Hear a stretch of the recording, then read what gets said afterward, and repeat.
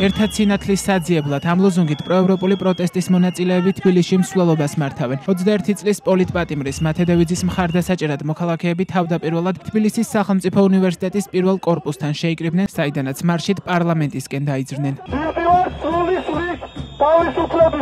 ეს ერთი წელი ჩემთვისაც, ჩემი ოჯახისთვისაც და მათესთვისაც იყო ძალიან რთული, მაგრამ რეჟიმი ხედავს, რომ არ ვნებდებით. არც დავნებდები. ერთი წელი გავიდა ჩემი ძმის დაკავებიდან, დარჩა 3 წელი და 6 თვე. მე დარწმუნებული ვარ, რომ ჩემს ძმას არ მოუწევს ამდენი ხანი ციხეში ყოფნა, მაგრამ რომ მომიწიოს 3 წელი და 6 თვე ისევ ყოველდღე აქ ვიდგები. და მინდა იცოდეს რეჟიმმა, რომ არ ვწყდები, ვერ გამაჩერებთ და ვერ შემაშინებთ. ერთ ადამიანსაც კი შეუძლია პროტესტი და მე ეს კარგად გაჩვენეთ თელავში.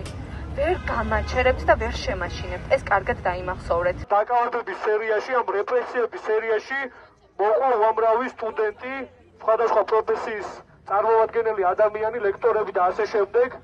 და მათ შორის ყველაზე მეტად, ყველაზე ესეთი პირველი ტკივილი რაც იყო, ეს იყო მათე დევიძის დაკავება, მათე დევიძის, რომელიც არის ქართველი ახალგაზრდა, რომლის მიზანიც მხოლოდ ერთია, ეს არის საქართველოს უკეთესი მომავალი და თავისუფლება.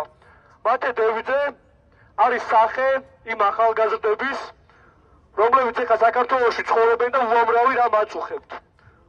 აწუხებთ სიღარიბე, აწუხებთ ის, რომ საკუთარ არჩევანის თავისუფლებაში არ არიან თავისუფლები. მათე დევიძე საპარლამენტო არჩევნების შემდეგ დაწყებული აქციებისას ზუსტად 1 წლის წინ 19 ნოემბერს დააკავეს. 21 წლის ახალგაზრდას პოლიციელზე თავდასხმას ედავებოდნენ. მოსამართლე ნინო გალუსტაშვილმა 2025 წლის 19 ივნის მას 4 წლითა და 6 თვით თავისუფლების აღკვეთა მიუსაჯა. მათე დევიძის საქმე დაცვის მხარეს სააპელაციო სასამართლოში აქვს გასაჩივრებული.